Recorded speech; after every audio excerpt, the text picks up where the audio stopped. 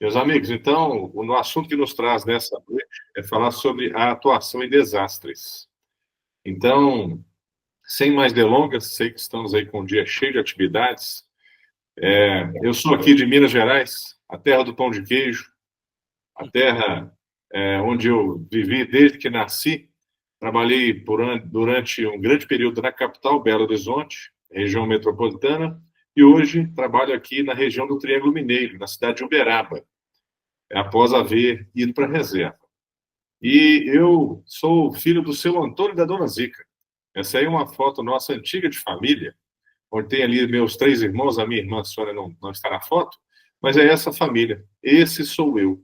Mais do que oficial, mais do que bombeiro, mais do que qualquer coisa, eu sou filho do seu Antônio e da dona Zica, irmão de Júnior, de Adelmo, de Sônia, de Arthur.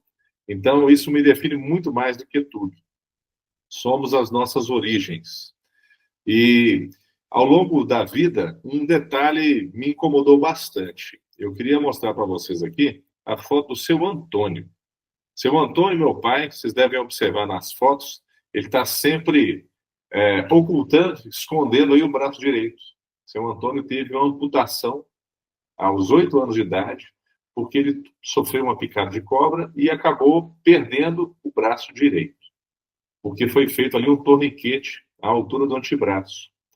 E esse socorro que foi feito da melhor forma possível com a informação da época, resultou num jovem que perdeu ali o seu braço direito. Vocês podem imaginar que tipo de trauma, não só físico, mas emocional, que deixa num jovem tão, ainda na primeira infância, perdendo ali o seu braço direito. Inclusive, a mão com a qual ele escrevia. Era a sua mão de comando. Bom, seu Antônio, então, viveu a vida toda dessa forma, uma pessoa que nos honrou e nos conduziu e nos educou a todos, com muita decisão, com muita valentia, mas sempre me incomodava o fato de ele ter recebido um socorro que, ao final das contas, não foi o melhor socorro possível. E, ao longo da vida, ouvindo essas coisas, eu ouvi falar dos bombeiros. E os bombeiros são essa instituição aí, meus amigos. Vocês acabaram de entrar. É uma instituição que tem o melhor índice de confiabilidade social há muitos anos. Os bombeiros têm uma aceitação, uma admiração das pessoas muito grande, e isso me motivou muito a poder entrar para essa corporação que se dedica exclusivamente a salvar, a ajudar, a estar pronto para poder servir, acudir aquelas pessoas nos momentos em que elas mais precisam de ajuda. Então, assim, eu entrei para o Corpo de Bombeiros, instituição que me permitiu fazer muitas coisas. Aí está aí uma foto de quando eu entrei nos bombeiros, meu primeiro dia de trabalho. Não é exatamente essa, não, mas era mais ou menos assim, viu? Era bastante rústico. Mas ao longo da minha carreira de 30 anos no Corpo de Bombeiros... Coronel, com licença. Permissão, o senhor consegue aumentar a tela do senhor de exibição, porque a gente está vendo ela num tamanho um pouco menor. O senhor está aparecendo mais do que a própria tela. Eu não sei se é porque ela está verticalizada ou ela precisa estar na horizontal. Agora, comandante, padrão, show de bola.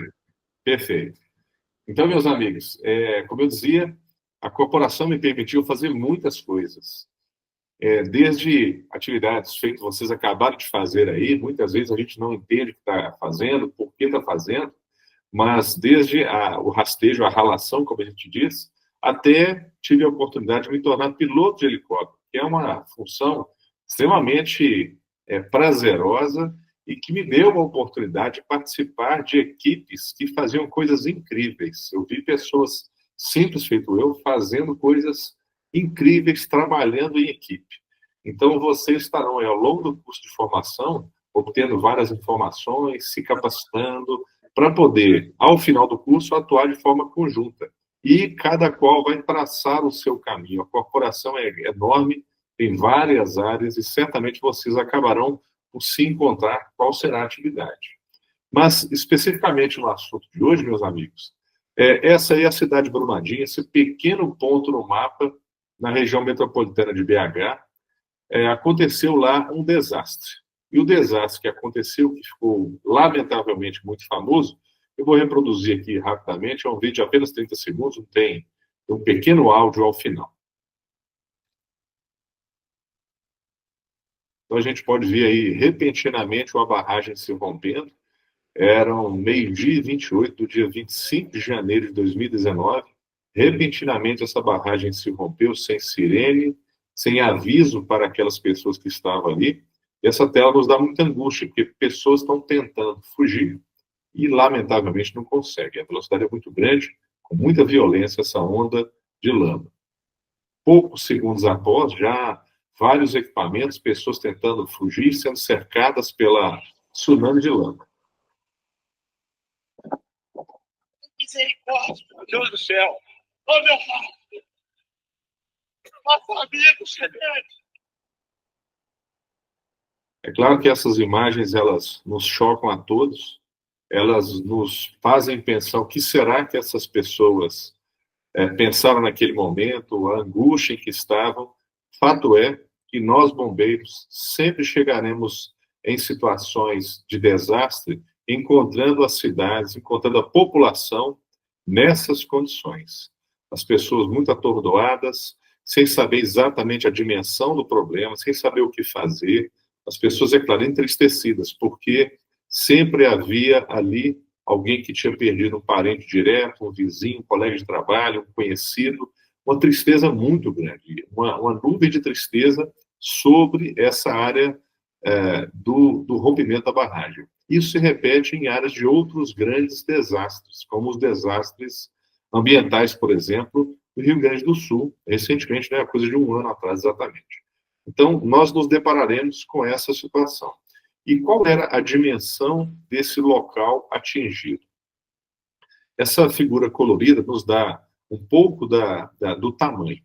São mais ou menos 4 milhões de metros quadrados. Para simplificar, nós podemos imaginar 400 quarteirões que estavam ali atingidos pela lama. Essas áreas mais avermelhadas, elas indicam a altura da deposição da lama, coisa de 16 metros nesse ponto aí. E a gente vê do ponto azul, onde estava a barragem, no alto da tela à sua direita, até o ponto, tudo à nossa esquerda, no canto inferior, aproximadamente 10 quilômetros de extensão. Então, uma área muito grande, e as informações truncadas. Não se sabia exatamente quantas centenas de pessoas haviam desaparecido e qual era exatamente a situação naquele local. E havia, obviamente, ao longo de toda essa mancha, que nós chamamos de zona quente ou zona vermelha, uma infinidade de ocorrências complexas. E vocês certamente se habituarão com esse termo aí nos próximos tempos de curso de formação. E o que nós devemos fazer nos momentos de resposta a desastres? A primeira estratégia é reagir ao acontecido. Cada um faz aquilo que faz melhor. Cada um faz o possível com o que tem. Isso, é claro, nos faz pensar que você que está aí agora começando seu treinamento precisa estar preparado. Quando você está treinando agora, você está, obviamente, se preparando para a próxima ocorrência, para o próximo desastre. Então, não há tempo de preparação. Você estará apenas com o equipamento que tiver consigo, apenas com as informações que tiver consigo e com toda a sua preparação. Então, durante as primeiras 72 horas, havia uma grande chance de pessoas estarem vivas e soterradas. Então, todo o empenho foi feito, todos os nossos recursos, não só logísticos, mas também recursos humanos, foram colocados à disposição ao longo das 24 horas.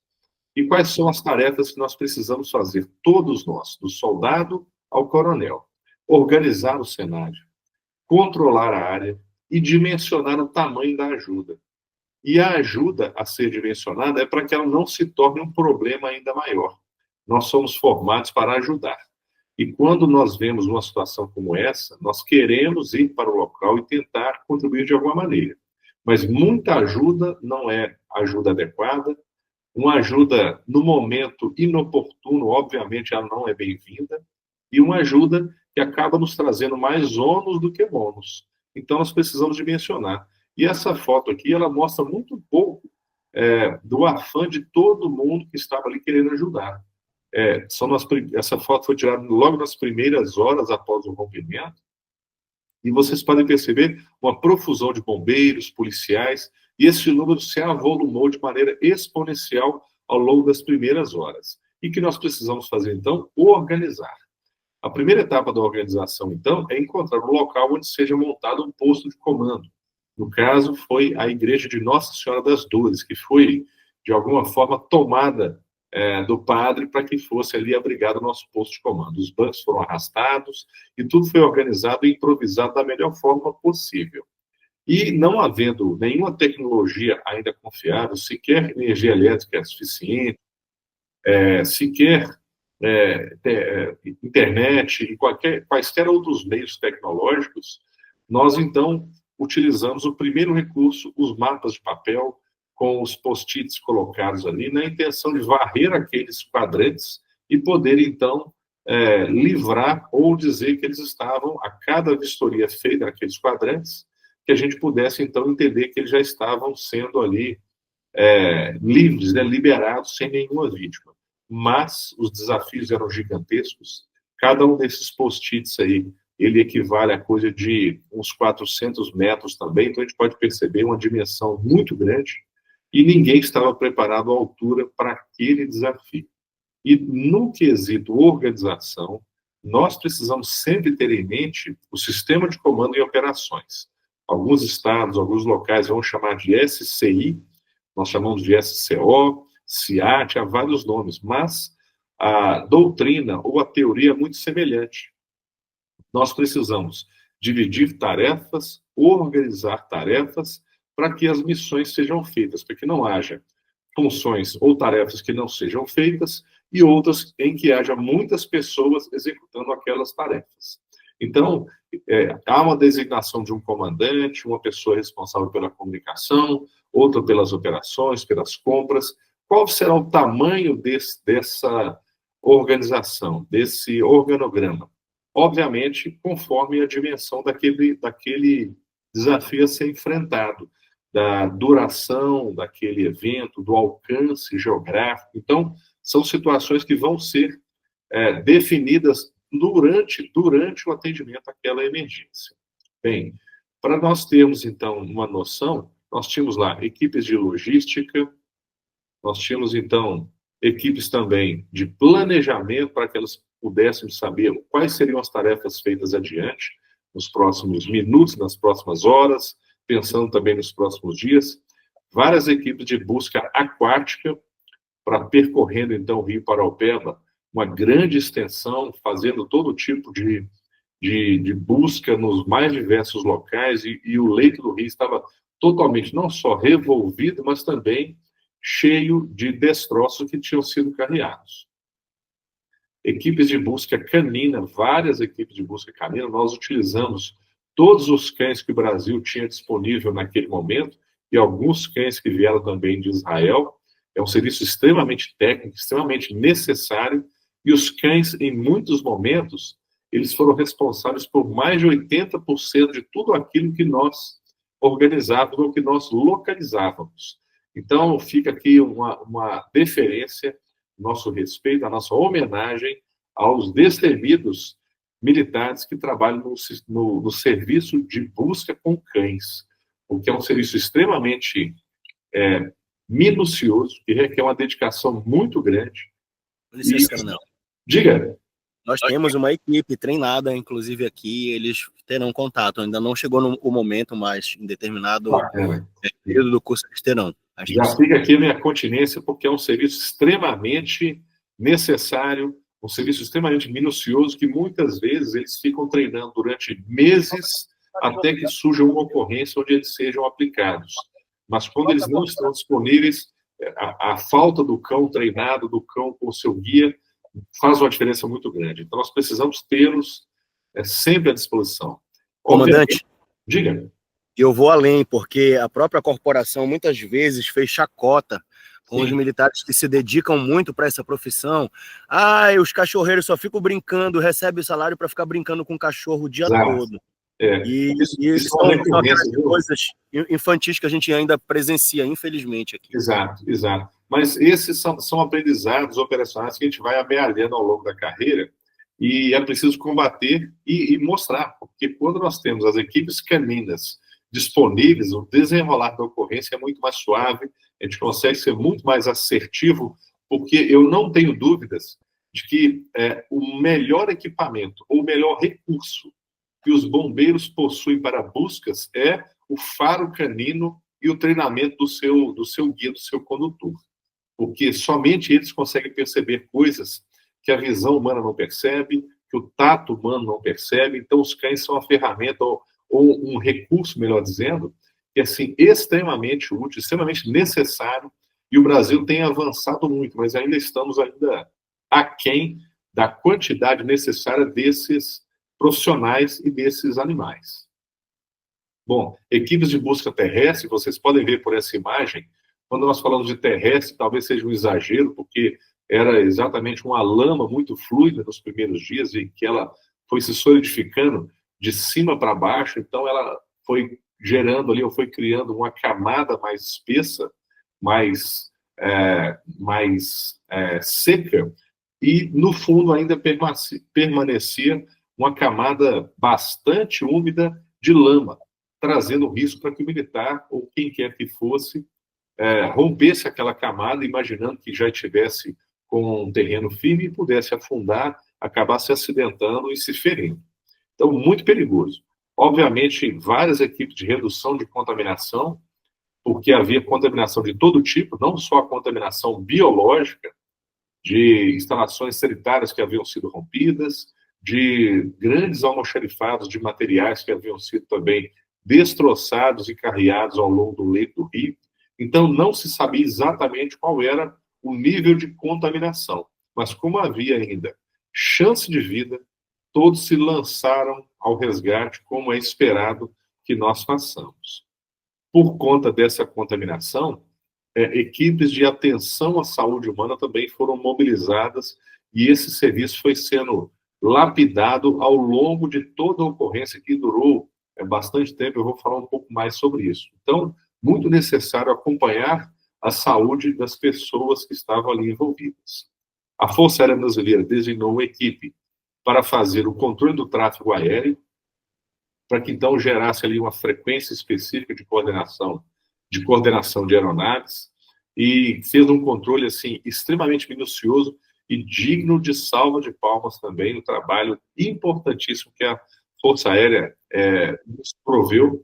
E, diga-se de passagem, uma enorme mobilização, a maior mobilização de aeronaves de segurança pública que se tem notícia no Brasil.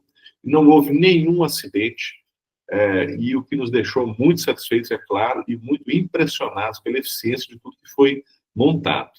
Além disso, obviamente, as equipes que, na prática, executavam as missões aéreas de todo tipo, desde aeronaves bastante robustas, como essa que está aí na foto, até as aeronaves de médio porte, que faziam grande parte do serviço de busca e levar e trazer as equipes, levar e trazer equipamentos, fazer uma série de missões. Então, as equipes aéreas também, elas mostravam um entrosamento muito grande, mesmo tendo vindo cada uma de um estado diferente, de uma corporação diferente. Então, houve uma integração muito grande e muito rápida. Isso também foi um ponto alto da operação. E foi necessário também mobilizar equipes de drones para que pudessem fazer várias missões em que não eram necessários ali exatamente os helicópteros. Então, muitas tarefas eram feitas pelos drones, e foi também um marco muito importante de virada tecnológica ou operacional. Vocês imaginem a quantidade de animais que precisavam ser resgatados, que estavam ali atolados na lama, e animais de todo tipo e de todo porte, desde os grandes bovinos, como está aí nessa foto, mas também animais de pequeno porte. E ao longo dos primeiros dias, quando ainda não havia o cercamento, vários desses animais eram resgatados, e eles, lamentavelmente, acabavam voltando para a lama para buscar algum tipo de alimento, e acabavam se acidentando novamente. Então, foi um trabalho bastante árduo e até repetitivo em vários momentos, principalmente nos primeiros dias.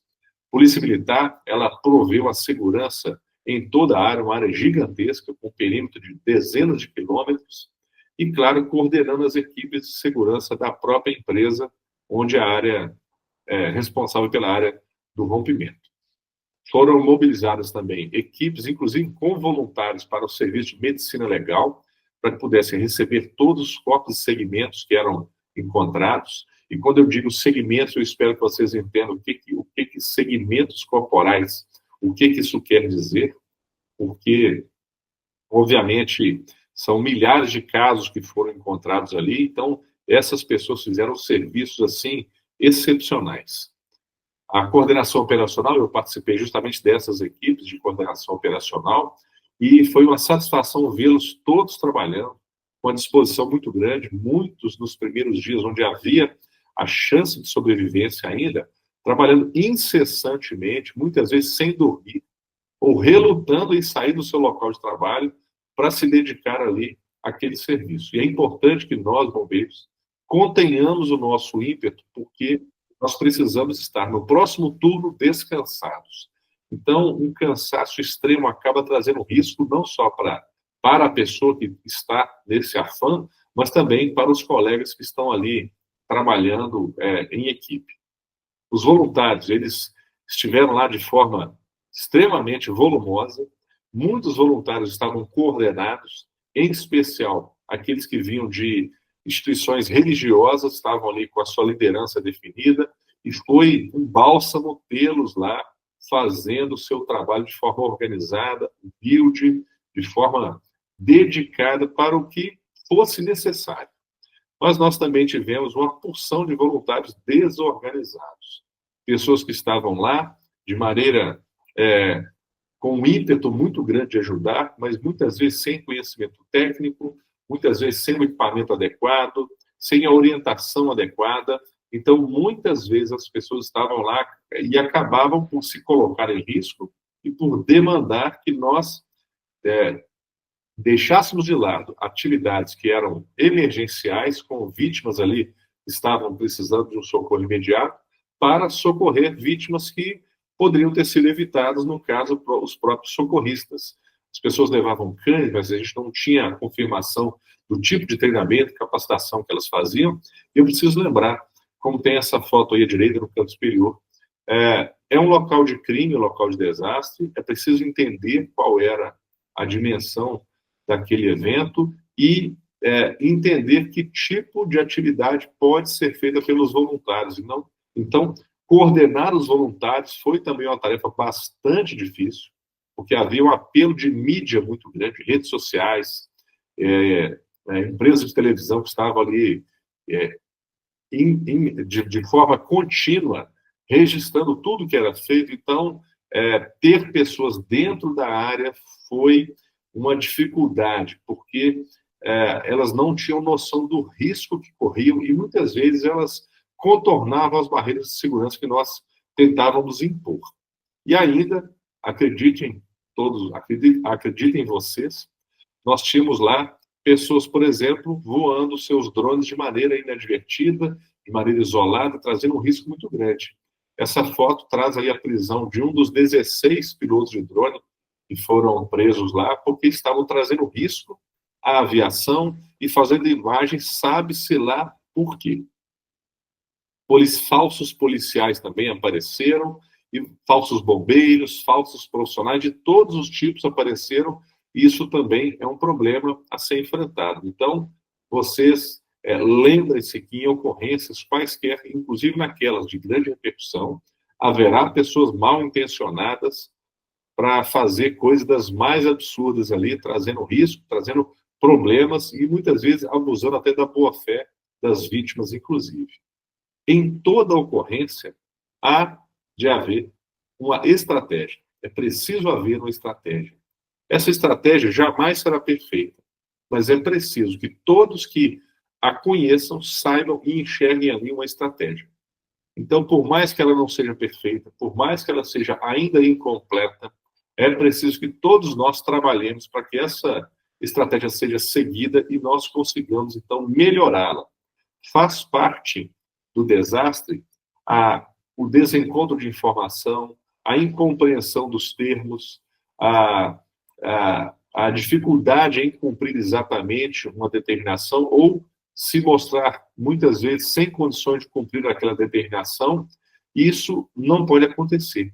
Então, é preciso que todos nós que estejamos envolvidos saibamos como nos comportar nesse ambiente para que aquela estratégia posta e difundida, ela seja, de fato, cumprida da melhor forma possível. Para isso, meus amigos, é preciso que a liderança seja clara. E quando eu falo de liderança clara, eu não me refiro a que o líder seja o melhor dos profissionais. Longe disso. Muitas vezes, esse líder vai ser como um maestro de uma orquestra, que é aquela pessoa que consegue coordenar os melhores esforços das pessoas que estão ali e produzir uma bela sinfonia. Então, o líder não é exatamente o melhor. Pegando o exemplo aqui da nossa orquestra, certamente o maestro não é aquele que melhor toca o violino, a flauta, os instrumentos de percussão, mas ele é aquele que tem, além de ter a responsabilidade, tem a determinação de fazer com que as pessoas estejam aptas a executar o melhor trabalho. E a gente, quando vai numa apresentação de orquestra, a gente só assiste aquela apresentação. Mas é importante que nós saibamos que houve todo um trabalho de preparação, de treinamento incessante, um trabalho extenuante de repetição, que é o que vocês estão fazendo agora, neste momento, e farão ao longo de todo o curso. Vocês treinarão muitas vezes, a exaustão, para que muitas vezes, uma única vez, em muitos momentos, uma única vez, você possa demonstrar, você possa utilizar aquele talento, aquela informação, aquela habilidade que foi exigida de você ao longo desse treinamento, dessa capacitação que você está passando por ela. A Operação Brumadinho, ela hoje se aproxima dos 2.300 dias. Mais de 5.000 bombeiros já passaram por ela, ela continua ativa.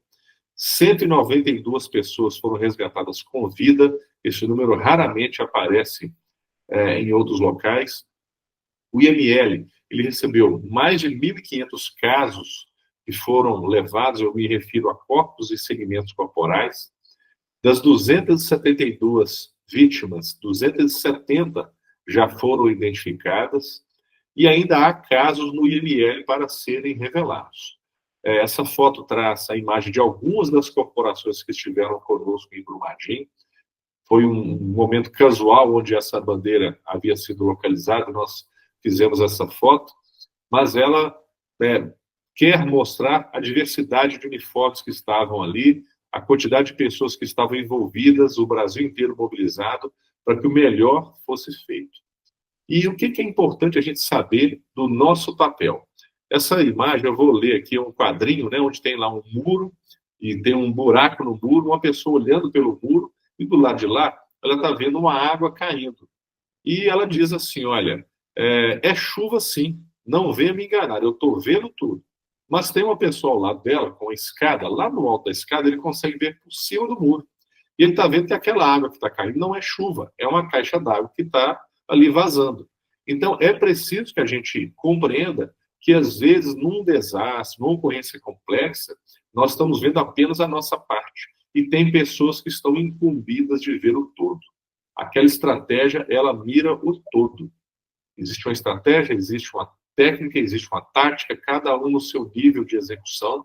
E eu trago essa imagem desse peixe para que a gente reflita. Se você pudesse perguntar a um peixe onde ele vive, talvez ele só visse ali o aquário onde ele está vivendo, aquela água ao redor. Talvez ele não consiga imaginar, peixe que é, claro, que existe todo um oceano.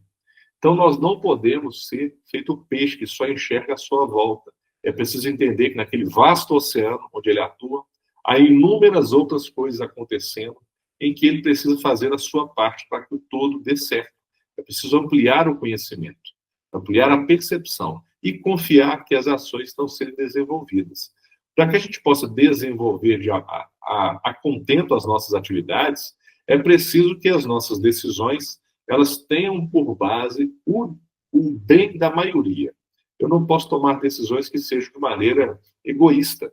Então, num ambiente de bombeiros, num ambiente de desastre, num ambiente de ocorrência complexa, As nossas decisões sempre têm que ser pelo bem-estar, pela segurança e pelo desempenho da maioria. Decisões egoístas, decisões que viram o próprio umbigo, elas fatalmente nos levarão a resultados que vão deixar tudo a perder, que vão deixar a qualidade cair, a segurança diminuir e expor pessoas a condições que poderiam ser evitadas.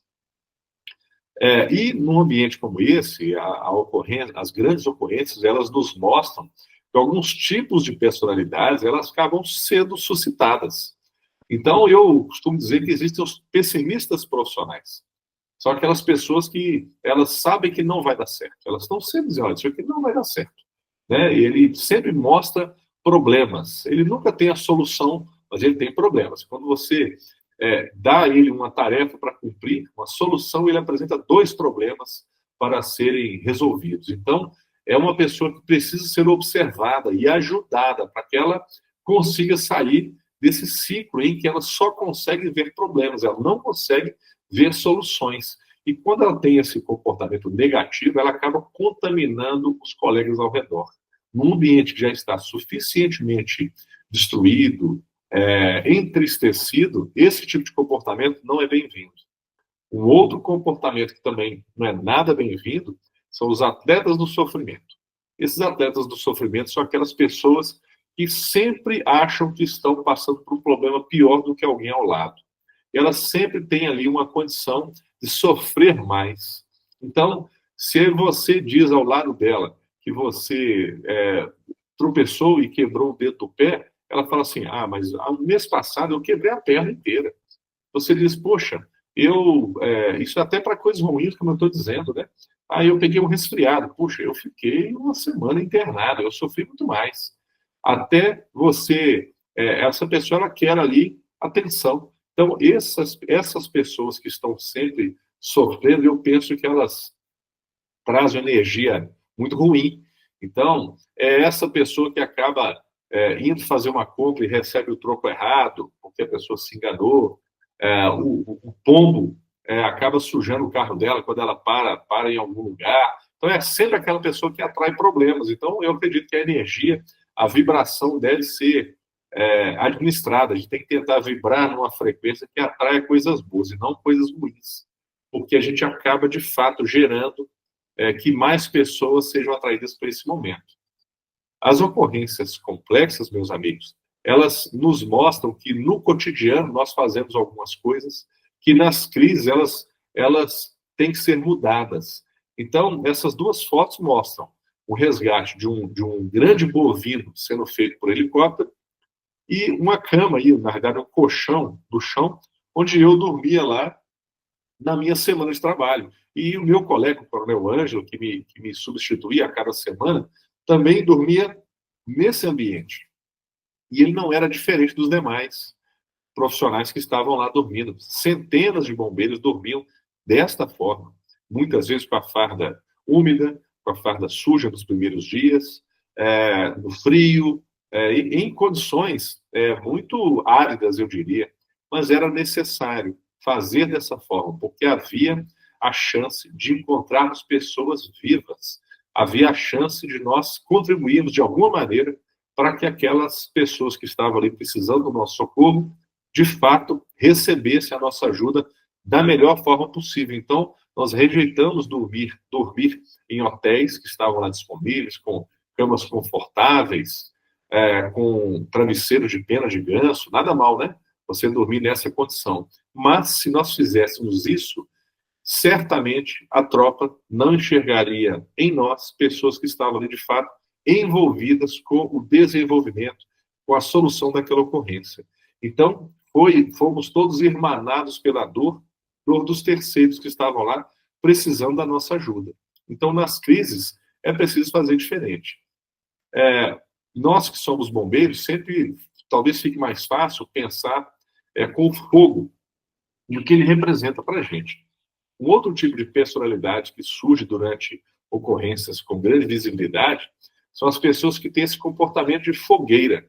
É aquela pessoa que sabe tudo. Alguns chamam de chato GPT, inclusive. Ela sabe tudo. Se você disser que leu um livro, ela diz assim, olha, eu já li 2. Se você disser, puxa, eu me formei na faculdade, eu tenho mestrado e já vou começar o doutorado. Olha, eu já fui a um parque de diversões, eu já fui à Disney. Ele sempre tem alguma coisa melhor. Ele acaba sempre se destacando também, até nas coisas negativas também. Então, é uma pessoa que quer muita atenção, tem o ego muito inflado.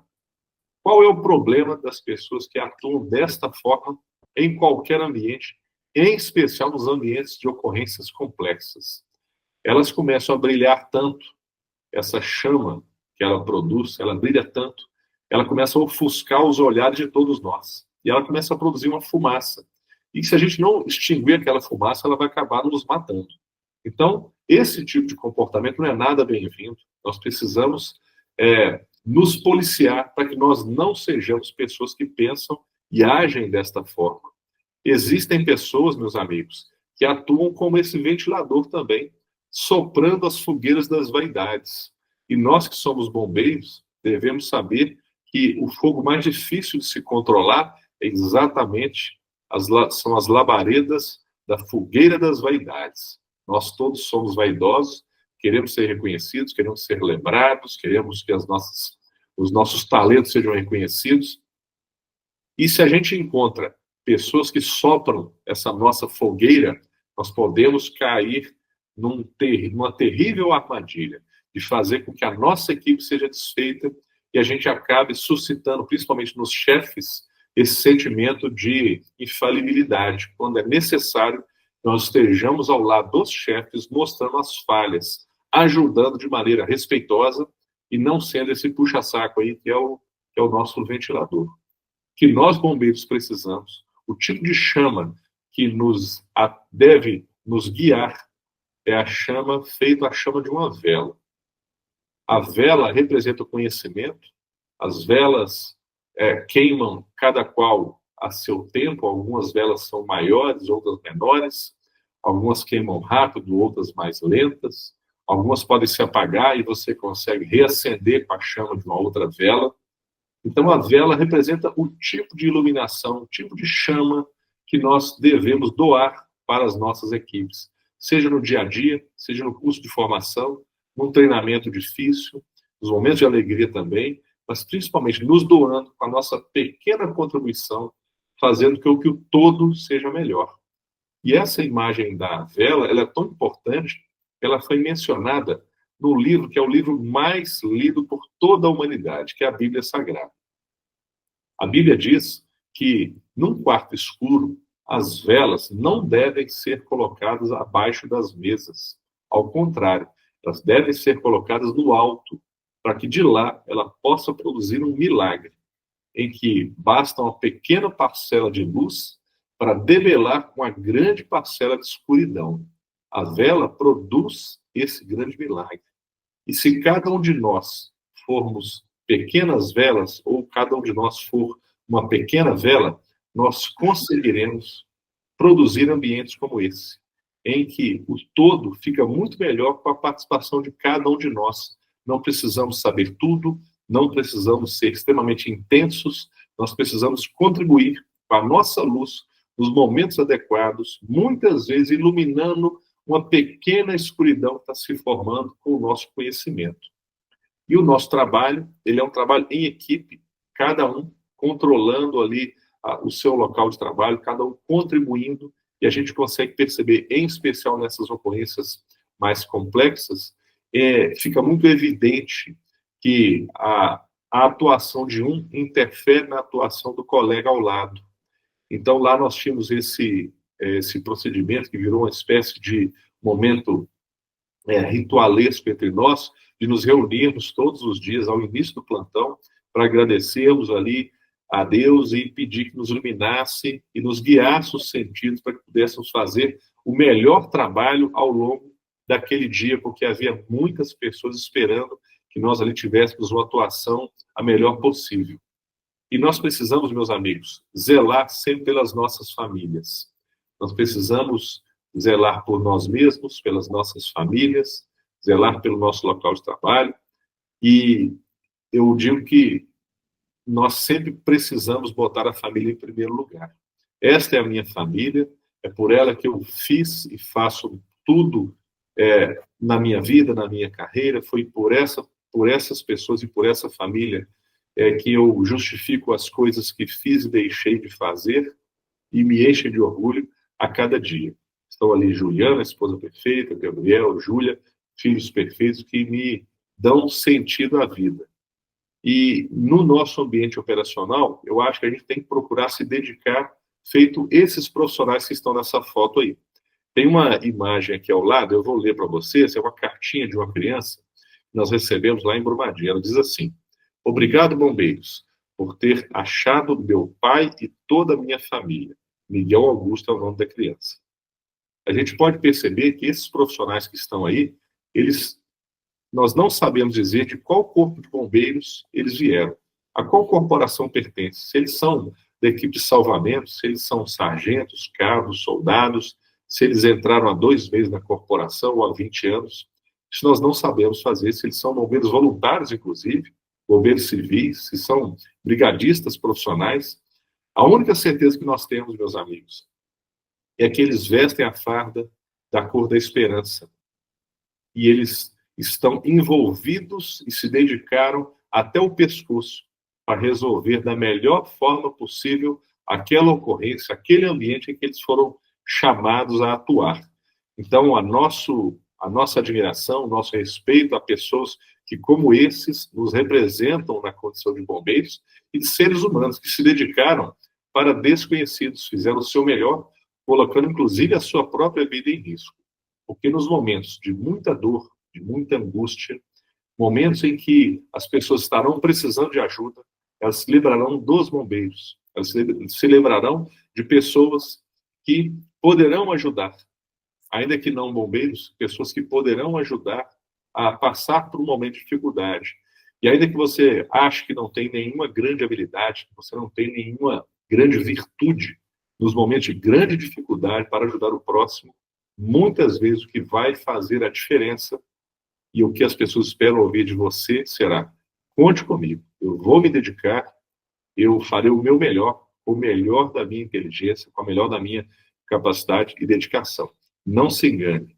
Vale muito mais boa vontade, dedicação, do que diplomas universitários, diplomas de quaisquer áreas que sejam. A sua boa vontade, a sua vontade em ajudar, em servir, em resolver problemas, é o que vai fazer com que você seja útil e faça a diferença na vida das pessoas. Nesse exato momento em que nós estamos aqui conversando, nos preparando para o próximo desastre, para a próxima ocorrência, alguém no estado belíssimo do Amapá está ligando 193, pedindo ajuda aos bombeiros. E vocês precisam, então, deitar e acordar a cada dia, pensando se você está suficientemente preparado para fazer aquilo que você será demandado. Nós fazemos muito bem aquilo que nós treinamos muito bem. Nós fazemos mais ou menos aquilo que nós treinamos mais ou menos.